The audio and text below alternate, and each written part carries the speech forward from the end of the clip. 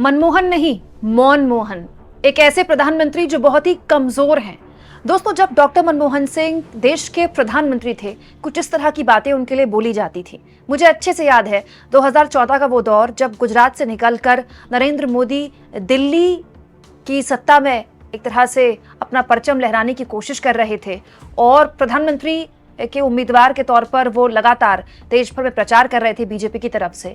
तो वो डॉक्टर मनमोहन सिंह को कमजोर प्रधानमंत्री कह रहे थे। लेकिन देखिए दोस्तों, जब आज डॉक्टर साहब हमारे इस बीच नहीं है, तो प्रधानमंत्री नरेंद्र मोदी न केवल डॉक्टर साहब को श्रद्धांजलि देने के लिए उनके घर गए, उनको नमन किया, उनके आगे सर झुकाया, बल्कि एक वीडियो संदेश भी जारी किया। अमूमन मोदी वीडियो संदेश जारी नहीं करते हैं, लेकिन आज न केवल वीडियो संदेश जारी करके भावुक हो गए मोदी, बल्कि कितने अचीवमेंट्स रहे, कितनी उपलब्धियां रही डॉक्टर मनमोहन सिंह की एक प्रधानमंत्री रहते हुए, एक वित्त मंत्री रहते हुए, और कैसे मुख्यमंत्री रहते हुए उस वक्त के प्रधानमंत्री डॉक्टर मनमोहन सिंह से बात किया करते थे, वो खुद मोदी को साझा करनी पड़ी। लेकिन आज जब डॉक्टर मनमोहन सिंह को मोदी याद कर रहे हैं दोस्तों, तो सोशल मीडिया में तमाम तरह के वीडियोस लोगों को याद दिला रहे थे। याद एक ऐसे दौर की जो बहुत पुराना नहीं है। वो दौर था जब डॉक्टर मनमोहन सिंह आखिरी प्रेस कॉन्फ्रेंस कर रहे थे, क्योंकि दोस्तों एक प्रधानमंत्री के तौर पर डॉक्टर साहब की वो आखिरी प्रेस कॉन्फ्रेंस इसलिए थी क्योंकि उसके बाद तो किसी भी प्रधानमंत्री ने, मोदी जी 10 साल पीएम रहे, प्रेस कॉन्फ्रेंस तो की नहीं। तो अपनी उस प्रेस कॉन्फ्रेंस में डॉक्टर मनमोहन सिंह से एक सवाल पूछा गया। इंडियन एक्सप्रेस के एक पत्रकार ने उनसे सवाल पूछा कि आपको बीजेपी और मोदी का नाम लिया पत्रकार ने, आपको बीजेपी और मोदी कमजोर प्रधानमंत्री कहती है, इस पर आपका क्या टेक है? दूरदर्शन में ये पूरी प्रेस कॉन्फ्रेंस लाइव दिखाई गई। सुनिए ये सवाल पूछने पर डॉक्टर साहब ने क्या जवाब दिया था। Well, I do not believe that I have been a weak prime minister. That is for the historians to judge, and the BJP and its associates may say whatever they like, but if by strong Prime Minister you mean that you preside over the mass massacre of innocent citizens in the streets of Ahmedabad, that is the measure of strength. I do not believe that sort of strength this country needs. तो doctor साहब का कम बोलना, doctor साहब की शालीनता लोगों को हमेशा ना एक कमजोरी लगी। हमारे देश में लोगों को लगता है कि जो बहुत शानदार बोलते हैं नेता वही होते हैं। ऐसा नहीं है। हो सकता है डॉक्टर साहब बहुत शानदार या बहुत जोशीला भाषण ना देते हों, लेकिन हम एक नेता का आकलन उसके बोलने की कला से नहीं, उसके फैसलों से लेते हैं। और जहां तक बात है दोस्तों बोलने की, तो डॉक्टर मनमोहन सिंह ने जब भी बोला, गरज कर बोला। इसीलिए अब सोशल मीडिया में वो दौर भी याद किया जा रहा है जब संसद के अंदर मोदी के नोटबंदी के फैसले की धज्जियां उड़ाई थी डॉक्टर मनमोहन सिंह ने। जी हाँ दोस्तों, जब डिमोनेटाइजेशन किया गया था, नोटबंदी की गई थी, तो डॉक्टर मनमोहन सिंह ने राज्यसभा के मेंबर थे, राज्यसभा में इसकी जबरदस्त तरीके से आलोचना करते हुए कहा था कि नोटबंदी एक ऑर्गेनाइज लूट है, लीगलाइज प्लंडर है और मॉन्यूमेंटल डिजास्टर है। इतनी जबरदस्त तरीके से डॉक्टर मनमोहन सिंह ने आलोचना की थी मोदी की कि मोदी के समर्थक भी हिल गए थे। सुनिए doctor Manmohan Singh.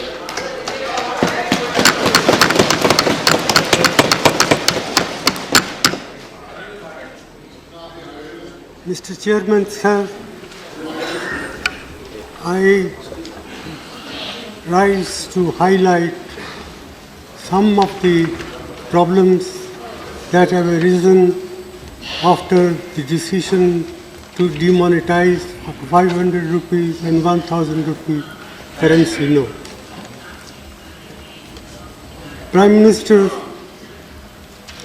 has been arguing that this is the way to curb black money, to prevent growth of forfeited currency note, and also to help in control of terrorist finance activities.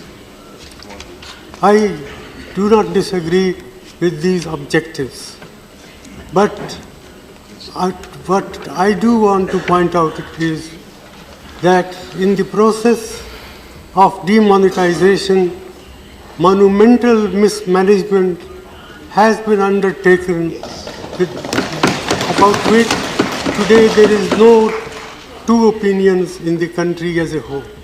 Even those who say the, that this measure will do harm or will cause distress in the short run, but be in the interest of the country in the long run. Well, I am reminded of what John Keynes said once, in the long run, all of us are dead. And therefore, it is important to take note of the grievances of the people, the ordinary people who have suffered as a result of this imposition on the country overnight by the Prime Minister. And I say so with all responsibility that the outcome, we do not know what will be the final outcome. Prime Minister has said that we should wait for 50 days.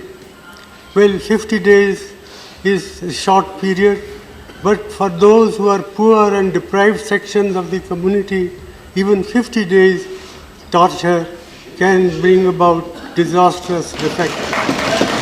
ये नहीं दोस्तों, doctor Manmohan Singh के इस भाषण को उस वक्त अखबारों में, न्यूज चैनल्स में काफी सुर्खियां मिली। क्यों? क्योंकि अर्थव्यवस्था के मामले में डॉक्टर साहब कुछ बोलेंगे और दुनिया में सुना ना जाए, ऐसा कैसे हो सकता है। और इसके बाद संसद में मोदी ने डॉक्टर साहब के लिए कुछ इस तरह के शब्दों का भी इस्तेमाल किया था, जिस पर भी काफी सुर्खियां बटोरी गई थी। डॉक्टर साहब वहां पर मौजूद थे जब प्रधानमंत्री नरेंद्र मोदी पूर्व प्रधानमंत्री डॉक्टर साहब के लिए किस तरह के शब्दों का इस्तेमाल कर रहे थे, देखिए।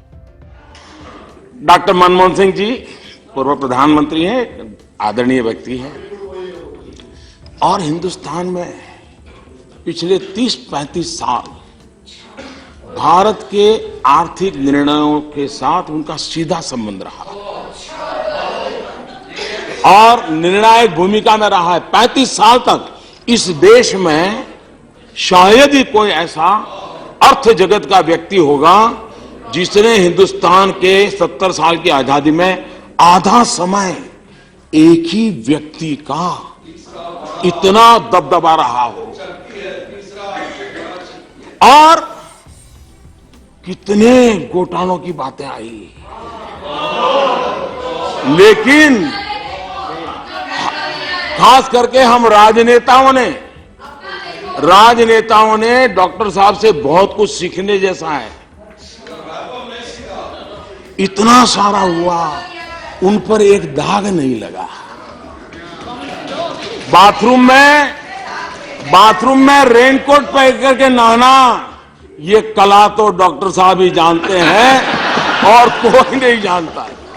हालांकि ये राजनीतिक आरोप प्रत्यारोप है दोस्तों। राजनीति में एक दूसरे पर उंगली उठाना एक बहुत सामान्य सी बात है, लेकिन हमको भूलना नहीं चाहिए कि डॉक्टर साहब हमेशा से इसके आदी रहे हैं।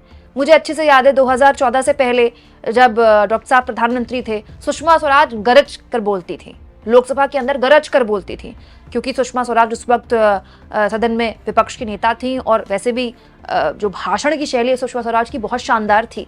लेकिन सुषमा स्वराज जितने गरज कर बोलती थी, डॉक्टर साहब उतने संयमित अंदाज में बोलते थे।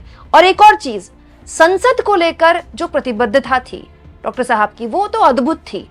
जब भी संसद का सत्र चलता था, एक पत्रकार के तौर पर मैंने देखा है दोस्तों, डॉक्टर साहब आते रहते थे संसद के सत्र में। ऐसा नहीं होता था कि संसद के सत्र में 1 दिन 2 दिन के लिए प्रधानमंत्री आ रहे हैं और उसके बाद चले जा रहे हैं। डॉक्टर साहब की मौजूदगी संसद में हमेशा रहती थी। ये बताता है कि वो कितने बड़े पार्लियामेंट्रियन थे। और यही बात आज वीडियो जारी करके बाकायदा मोदी को भी उनकी तारीफ में बोलनी पड़ी, जो कि जैसा कि मैंने कहा अमूमन मोदी नहीं करते हैं। लेकिन वीडियो संदेश जारी करके मोदी ने बताया कि डॉक्टर साहब की क्या उपलब्धियां हैं और एक सच्चे राष्ट्रभक्त और एक देशभक्त के तौर पर डॉक्टर साहब ने अपना पूरा जीवन कैसे देश को समर्पित कर दिया। उनकी विनम्रता, सौम्यता और उनकी बौद्धिकता उनके संसदीय जीवन की पहचान बनी। मुझे याद है कि इस साल की शुरुआत में जब राज्यसभा में उनका कार्यकाल समाप्त हुआ, तब मैंने कहा था कि सांसद के रूप में डॉक्टर साहब की निष्ठा सभी के लिए प्रेरणा जैसी है। सत्र के समय अहम मौकों पर वो व्हीलचेयर पर बैठकर आते थे, अपना संसदीय दायित्व निभाते थे। दुनिया के प्रतिष्ठित संस्थानों की शिक्षा लेने और सरकार के अनेक शीर्ष पदों पर रहने के बाद भी वो अपनी सामान्य पृष्ठभूमि के मूल्यों को कभी भी नहीं भूले। दलगत राजनीति से ऊपर उठकर उन्होंने हमेशा हर दल के व्यक्ति से संपर्क रखा, सबके लिए सहज उपलब्ध रहे। जब मैं मुख्यमंत्री था तब डॉक्टर मनमोहन सिंह जी के साथ राष्ट्रीय और अंतर्राष्ट्रीय अनेक विषयों पर उनसे खुले मन से चर्चाएं होती थी। यहां दिल्ली आने के बाद भी मेरी उनसे समय समय पर बात होती थी, मुलाकात होती थी। मुझे उनसे हुई मुलाकातें, देश को लेकर हुई चर्चाएं हमेशा याद रहेगी। अभी जब उनका जन्मदिन था तब भी मैंने उनसे बात की थी। आज इस कठिन घड़ी में मैं उनके परिवार के प्रति अपनी संवेदनाएं व्यक्त करता हूं। मैं डॉक्टर मनमोहन सिंह जी को सभी देशवासियों की तरफ से श्रद्धांजलि अर्पित करता हूं।